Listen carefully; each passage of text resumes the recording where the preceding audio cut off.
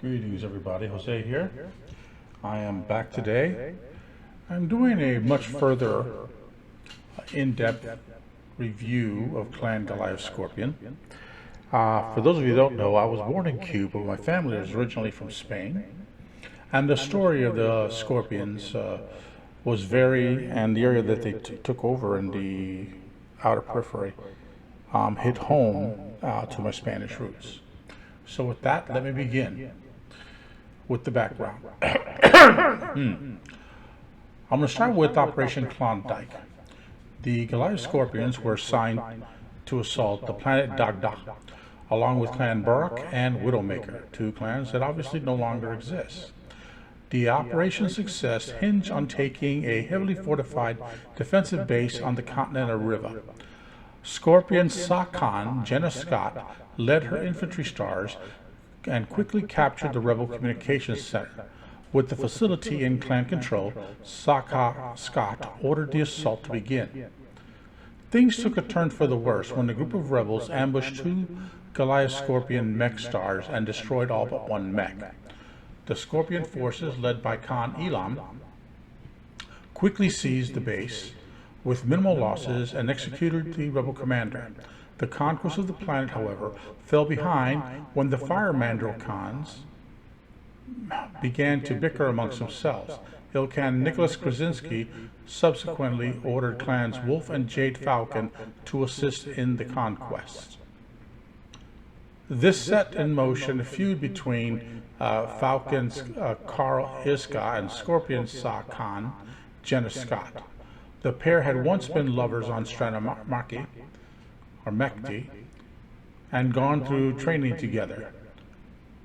Ixa denigrated, that's the word, the Scorpion's combat abilities and claimed that only the Jade Falcons were capable of capturing the assigned target.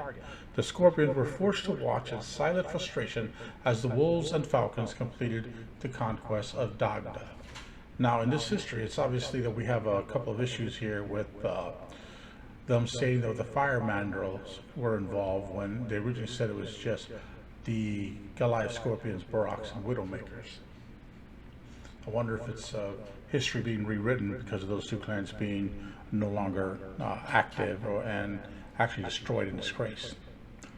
Elsewhere, on Babylon, the Ice Hellions found a lone warrior wandering the wastelands there. The warrior identified as Ethan Moreau, a former general in the SLDF. He demanded to be taken to see Nicholas Krasinski.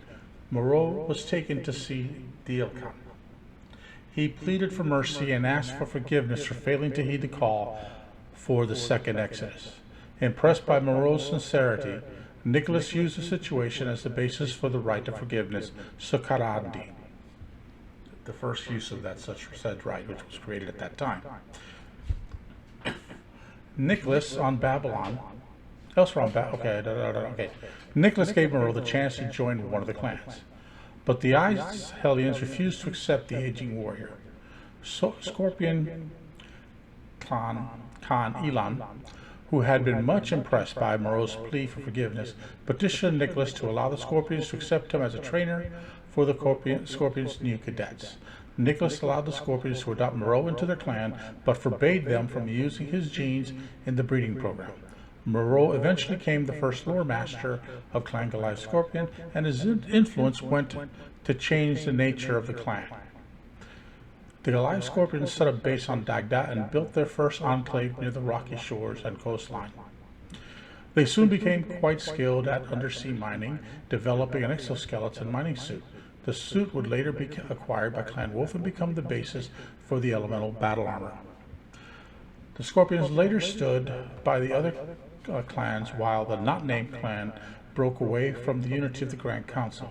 Years later, when the Widowmakers and Wolves engaged in their trial of absorption, Lord Master Moreau led a star of Scorpion mechs into battle to save a trapped star of Wolf mechs from a superior force of Widowmakers. The battle came to an abrupt end when an artillery barrage killed Scorpion Khan Elam and Widowmaker Sa-Khan Vordak. The Wolf forces regrouped and destroyed the remaining Widowmaker forces. Though outraged at the Scorpion interference, Wolfgang Jerome Winston forgave the Scorpion's interference, as Moreau claimed he was merely fulfilling his Succaridi obligation to the Wolfgang. Clan Wilson then ceded much of the Widowmaker enclave to Roche to the Scorpions in thanks for the efforts. The next is part of the Golden Century, and we'll get into a couple of issues that caused the Goliath Scorpion problems. The Golden Century. It was during the Golden Century that the drug narcosa, derived from the venom of the Goliath Scorpion, began to be widely used by the warrior caste. This, of course, we're talking about the Goliath Scorpions. It was widely known that the Goliath Scorpion's venom could induce a dream state which often gave prophetic visions. Lord Master Moreau had originally wanted the warriors to be stung by the scorpion to receive the full power of the venom, but a high mortality rate severely affected the viability of the warrior's gene pool. As a result, scientists devised an ingestible serum that would produce the same results but with not the adversity effect to the user. Basically, they figured out how to create the hallucinogenic part of the drug without killing the participant that took the drug. A few years later, Lord Master Moreau gave a speech to the clan council where he told them of how the Goliath Scorpions would lead the other clans to glory in the sphere. To achieve this, he charged each of them with finding Starleague area relics left by the not-named clan that he claimed would ensure the Scorpions' dominance. The warriors searched for 5 years but found nothing. Then in 2850, the Ice Hellions found the cache the Scorpions had been looking for. The Hellions refused to part with it, prompting a series of trials that would last for over a year. Eventually, in 2851, Clan Fire Mandrill tried to take advantage of the situation and launch their own trial against the tired Scorpion and Hellion forces. The two clans were enraged by this interference and set aside their animosity to force the Fire Mandrills off the world. The victory came at a bitter price. Lord Master Moreau was killed in the fighting by a Fire Mandrill warrior. The Goliath Scorpions and Ice Hellions agreed to an amicable split of the brine cache. The Hellions departed with all of the war material, and the Scorpions retained the cache stock of artwork and books. The Scorpions were amongst the last to field new omni-mech technology. Embarrassed by his troops' poor performance, Lord Master Landkirov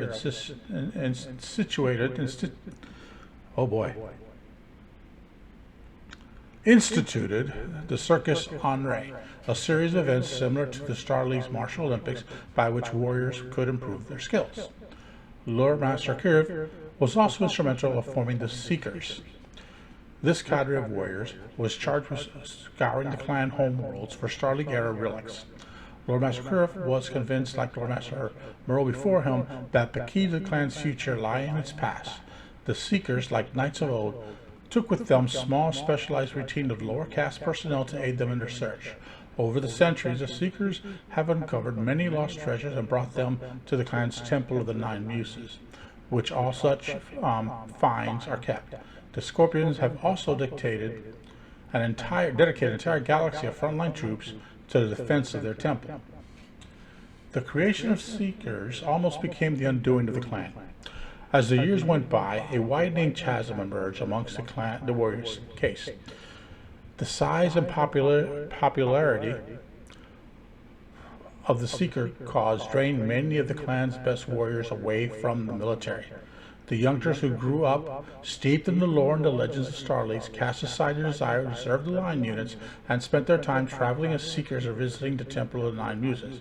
Sakad and Jenna Scott forced the issue to a climax by challenging Lord Master Kirov to a circle of equals. Sakad and Scott beat Kirov with 5 deft blows in a short-lived battle. She then extracted an oath from all the Seekers to follow Nicholas Kozinski's ideal and the clan way. When all presented gave their oaths, Sakad Scott collapsed and died of her wounds. Okay, I've covered this before, but we're going to cover it again. The Dragoon Compromise. Khan Nadia Winston of Clan Wolf called for invasion in 31, caused an unexpected response from the clans, stymied by Wolfcon Curlin Ward's Dragoon compromise. Winston had no choice but to succeed to his demands. As another shock, Clan Goliath Scorpion offered to train the Wolf Warriors by pitting them against their Heart Venom cluster. A number of young Scorpion warriors went along with the Dragoons when they left for the Inner Sphere. A few years later, the Wolves captured Starkhunter Vladimir in a trial of possession. They gave him the fabled Fourth Wolf Striker cluster to rebuild using Goliath Scorpion mythology and tactics. Colonel Dinar also provided the Wolves with intelligence gained from the Scorpion warriors who trained the clan returned to clan space during the Dragoons' 3009 supply run. Revival. The arrival of the outboard light on 3048 brought the question of the invasion to the Grand Council once again. This time, Smoke Jaguar clan, Leo Stowers, managed to convince the council that the Inner Sphere was on the verge of discovering the clan homeworlds. Using this as incentive, Clan Showers forced a vote and the council elected to invade the Inner Sphere. The Goliath Scorpions performed well in their trials, but were beaten in the second round. Rather than throw a tantrum like the Clan Ice Hellions, the Scorpions chose to expand their holdings by striking at territories left lightly defended by the invading clans. The Scorpions earned the ear of the Jaguars by seizing several small enclaves on the world of Tranquil. Unknown to many of the Inner Sphere, a small force of Scorpion warriors traveled with the Steel Vipers to the Inner Sphere. The force led by Sakhan Provence was lost in the world of Tukid during the bloody fighting at Devil's Bath. At the same time, Khan Nikola Darutsky stepped down to implement several ideas that would strengthen the Sipkos. The new Khans, Ariel Suraf and Nelson Elam, each worked in a different manner to build up the clan's totem. Death of a clan. The destruction of Clan Smoke Jaguar has yielded several dividends to the Clan Goliath Scorpion. First, the clan captured the continent Abysmal Huntress and at the same time procured several samples of proto-mech technology. The clan also fielded the Undyne battle armor for the first time. Also, trade has increased with Clan Snow Raven as the Scorpions tried to build up their aerospace forces. Time will only tell where the Scorpion future lies. Society. Clan Scorpion society is less disdainful of freeborns than other clans, having been forced to rely on them for the bulk of their totem because of the fatalities and results of the use of Scorpion venom in Vision Quest. The Trueborn maintain the mystique, but within the clan they are seen more as celebrities, or rock stars basically, than the pinnacle of evolution. This attitude, together with the clan's attitude toward blood names, who, like Truebones in general, are not placed on a pedestal, is tied to the Scorpion's living heraldry system. Living heraldry seeks to turn the history of the clan and its members into works of art that outlive them. Individuals use their living heraldry as a sort of visible codex, announcing their abilities and history of their bloodline. However, rather than coats of arms of the medieval age, living heraldry involves collecting people, animals, and objects. Together with the Vision Quest, the Scorpions regard the living heraldry as practical mysticism, allowing them to honor the past, particularly the Star League, and to reassemble it with relics. Bondsmen are closely associated with their bondholder, regarded as a living trophies and serving as squires. As with so much of Scorpion society, they form part of the living heraldry, providing a tangible demonstration of the warrior's abilities. Members of the Titian case serve as de facto bondsmen to the warrior they serve, remaining with their individual warrior throughout their career rather than remaining with the unit. Other clans generally refrain from taking Goliath Scorpions as bondsmen. Many others consider adopting blood-name warriors, and as many Scorpion warriors are physically and psychologically addicted to Scorpion venom, they consider them a waste of effort. The clan's nomadic lifestyle has hampered their technological and economic development, and consequently the Scorpions are considered backward by the other clans. Furthermore, their unclan-like belief in putting individuals before the clan, the vision quests, are considered more important than the clan's military goals, has led to their being shunned. However, the very absence of this rigid infrastructure and resources has spared them from raiding suffered by other weak clans. The Scorpions' staunch wardens are staunch wardens, but as with everything else about their society, their interpretation of the philosophy deviates from the norm. Like other wardens, they do not believe the Star League should be reborn through conquest, but they do believe it should be recreated through rediscovery of the past rather than violence. They view spheroids as misguided, to be brought back into the truth path by education. Military. The Goliath Scorpion totem, such as it is built around mixed trinaries. These are tailored to the needs of the units and situation, allowing the Scorpions force considerable flexibility to meet any opposition. However, most units are oversized in ground forces.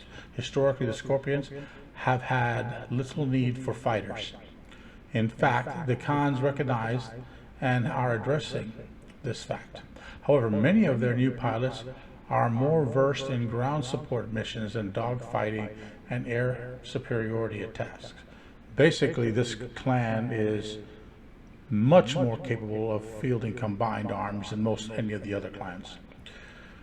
My note, okay. Small unit actions and night engagements typify Scorpion tactics, but as with incorporation of aerospace assets, the clan expanded its repertoire of skills as to be less predictable on the battlefield. Unusual units have animal mascots, reflecting the clan's fondness for pets. Allies and enemies. Their isolation and tendency to stay out of disputes mean the Scorpions have few enemies or allies. Politically, they follow the lead of Clan Wolf, regarding themselves in debt to the clan of Krasinski for Ethan Moreau's redemption. However, this alliance is somewhat one-sided. The Wolves barely acknowledge the Scorpion's existence. The clan's only real enemies are the Ice Hellions, with whom they have clashed for many years. Possessions. They are on 5 worlds, all of them shared. They don't have one of their own. Until recently, most of Goliath Scorpion territory had remained constant, all of it undeveloped by clan standards. The recent expansion to Tokosha, claiming part of the former Ghost Bear holdings in the face of similar moves by Clan Jade Falcon and Hell's Horses, is the first sizable growth since early in the Golden Century. The move netted them many heavy industrial sites. However, it remains to be seen if they can retain possession on the face of more experienced enemies. The clan is also in control of Asable continent on Huntress. Catching my breath before I continue here. Okay. Let's give you a 3067 update.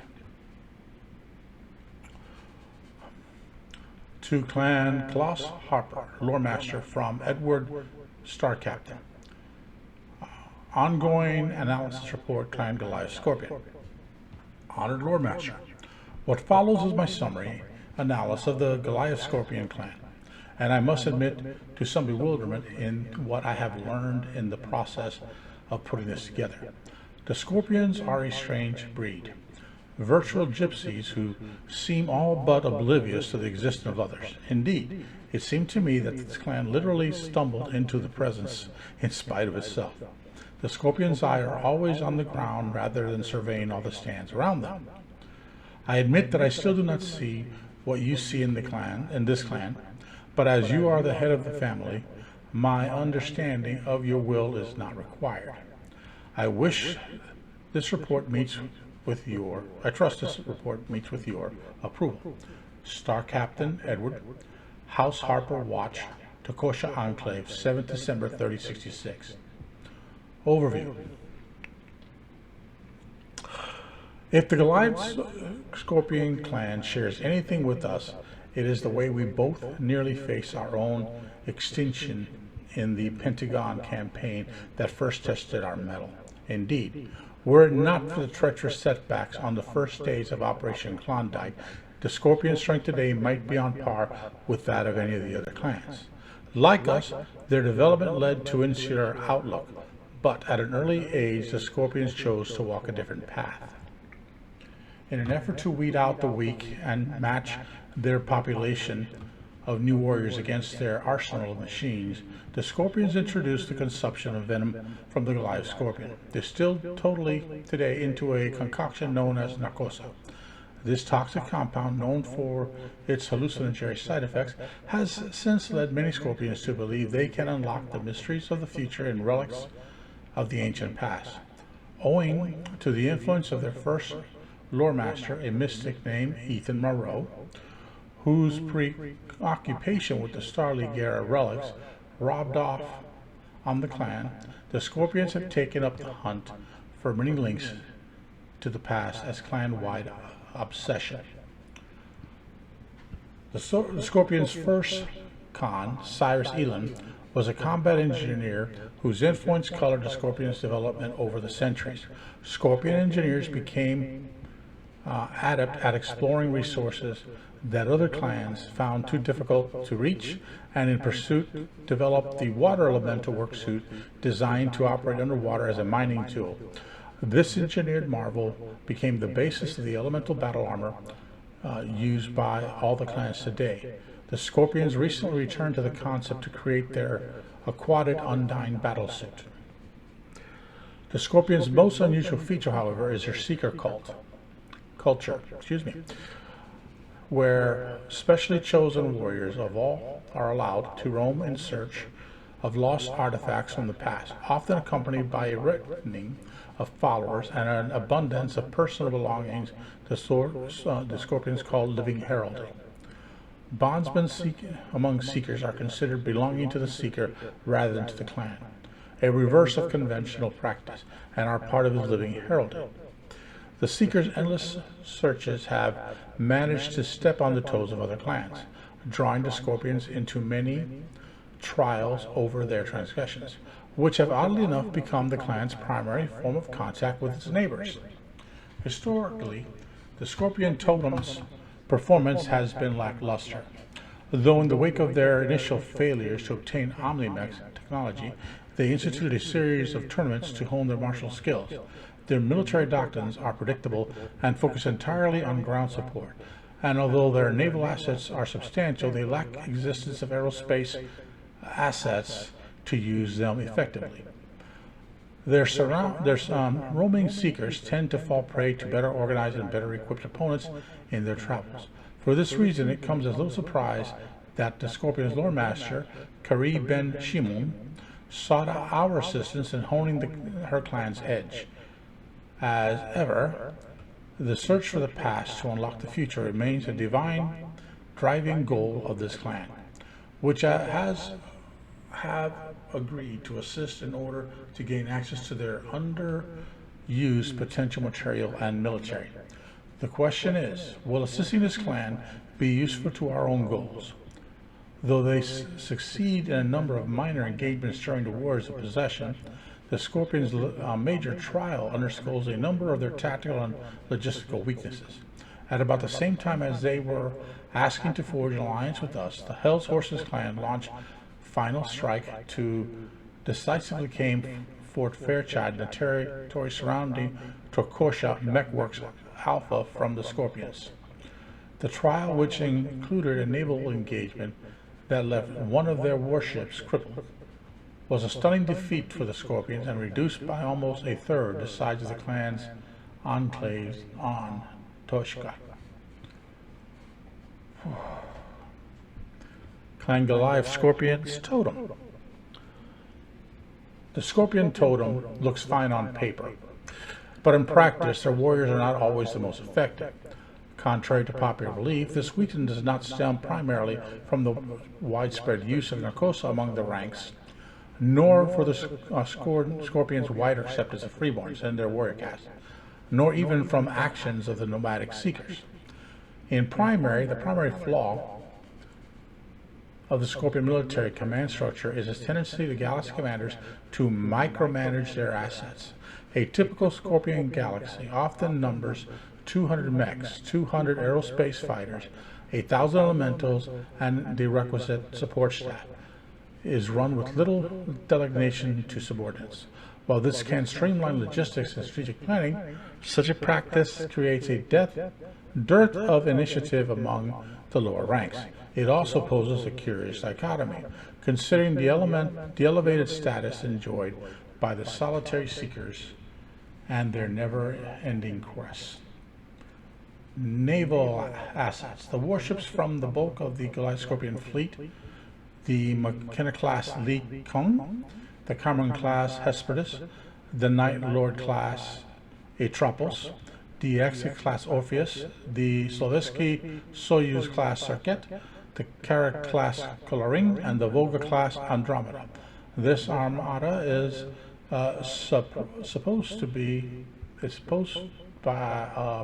supported by a Lola 3 class Agura and Agurin, 2 ships, the Aegea class Corona Borealis and Corona Austrina, the Congress class frigates Bernal and Garlon, and the Potemkin class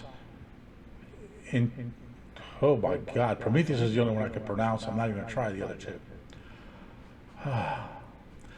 Alpha Galaxy, the Rock Minders, which is the unit I am building my 350 force for the Scorpion Imperial from. The Alpha is the elite galaxy of Clan Goliath Scorpion. Their greatest success in recent years was the capture of the abysmal continent on Huntress, the former Smoke Jaguar capital. Limited efforts by the Scorpion clans to upgrade their aerospace forces have gradually borne fruit, and Alpha is the first of the clan's galaxies to reap rewards of the revitalized aerospace force. Recently, Galif's 8th Scorpion Dragoon secured a holding around Maru's Dagger amid the clan Ice Hellions territory on Babylon. This site, considered sacred by the Scorpions, is under guard now by the 8th Dragoons. Beta Galaxy, the Sand Runners. Beta is a lightweight, highly mobile galaxy known for more hit and fade tactics and assault level warfare. This unit also became something of a testbed for new technologies, being among the first to incorporate the clan's new Undying battle armor, as well as the integration of air support units, which were sadly lacking. Gamma Galaxy, the Cage Dwellers. Gamma Galaxy's claim to fame is its role as the guardian force for the Scorpion's vast museum on Roche and the clan's ancestral tombs on Sanamarki. Command of this galaxy fittingly lies with the Scorpion's Lord Master, Kree Ben Shinnel, who recently ousted the previous Lord Master. A large number of the clan's wayward seekers hail from Gamma Galaxy. It also comes as little surprise that this galaxy shows the highest propensity for Nakasa usage. Delta Galaxy, Borodino Garrison. Delta is the Goliath Scorpion's best defensive force, but efforts by this galaxy commander to modify its capabilities for more offensive operations have begun to receive notice in the clan's command structure. Like Beta Galaxy, Delta served as a test unit for Undying battle armor when it first introduced.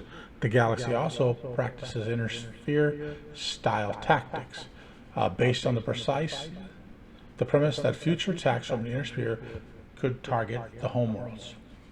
Rogue Galaxy, New Asher Garrison. Rogue Galaxy has a higher concentration of aerospace forces than most of the Scorpion total, but shares a high number of elemental support troops with Delta Galaxy.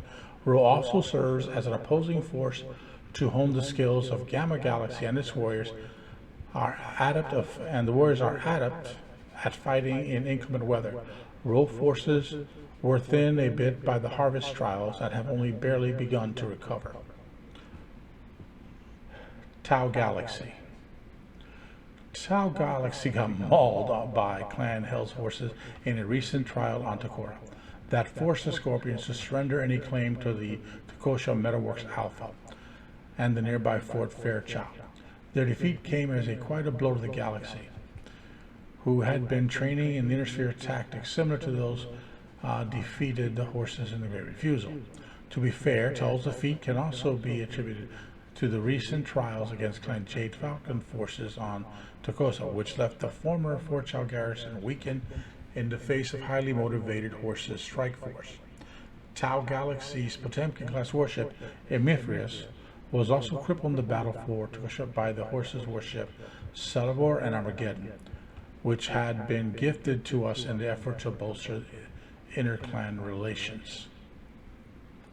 Mu Galaxy, Queensland Garrison. Mu has been one of the Scorpion's most active units in recent years, taking part in the fighting on Marshall against the Ice Hellion and Jade Falcon forces.